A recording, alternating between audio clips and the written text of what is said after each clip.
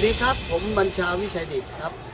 วันนี้ผมจะมาคุยเรื่องน้ำมันเครื่องที่ใช้สำหรับเรือให้ท่านได้รับรู้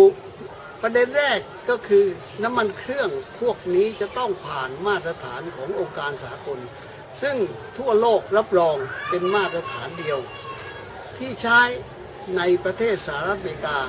ประเทศไทยได้รับรองตั้งแต่ปีคศ1969ถึง1970เราได้อ้างอิงมาตรฐานซึ่งเป็นมาตรฐานโลกเพราะฉะนั้นน้ำมันทุกชนิดที่มีมาตรฐานของอเมริกันปิโตรเลียมอินสติทิวหมายถึง API แล้วก็มี SAE คือ Society Automotive Engineer เป็นคนกำหนดจะมีมาตรฐานซึ่งสูงกว่าน้ำมันเครื่องโดยทั่วไปผมจะเริ่มประเด็นแรกเลยน้ำมันเครื่องโดยทั่วไปซึ่งจะต้องผ่านมาตรฐานของ API และก็ SAE แต่ต้องระบุว่าเป็นน้ำมันเครื่องมารินเกรดเท่านั้นตามฉลากซึ่งติดไว้คุณจะเห็นว่าเขียนว่า Marine Engine Oil ด้านข้างอีกข้างหนึ่งก็จะเขียนว่าเป็นภาษาไทยน้ำมันเครื่องสำหรับเรือประการที่สองน้ำมันเครื่องจะต้องผ่านมาตรฐานสากลซึ่งทั่วโลกยอมรับเช่น NMMA FCW ข้อ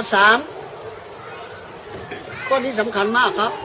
ข้อนี้สำคัญที่สุดเลยเพราะน้ำมันที่จำหน่ายในประเทศจะต้องจำหน่ายถูกต้องตามกฎหมายและได้รับความเห็นชอบจากกรมธุรกิจพลังงานจะออกเป็นสัญลักษณ์แล้วก็ตามด้วยเลขเช่นพอแล้วก็ตามด้วยตัวเลขเช่นทอพอตามด้วยตัวเลขทีนี้เรามาดูเรื่องมาตรฐานของน้ำมันเครื่องที่ใช้สำหรับดอรัมเพราะว่าดอรัมได้ให้ผู้ผลิตซึ่งเป็นยักษ์ใหญ่ของวงการน้ำมันของประเทศเป็นผู้ผลิตตามมาตรฐานของสหรัฐอเมริกามี API มี SAE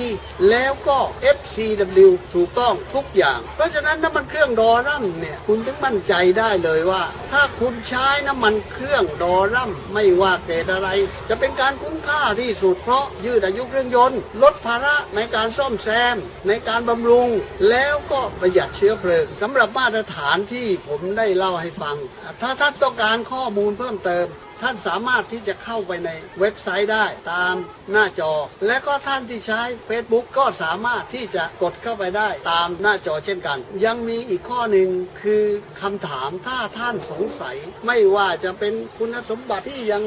ตกค้างอยู่คุณสามารถที่จะไลน์แอดมาได้ตลอดเวลาผมและทีมงานจะตอบคำถามของคุณทุกประเด็นสำหรับวันนี้ผมจะขอจบเรื่อง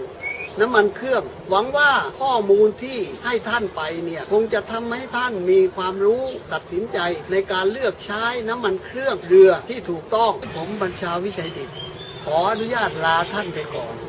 แล้วเจอกันในตอนต่อไปนะครับสวัสดีครับ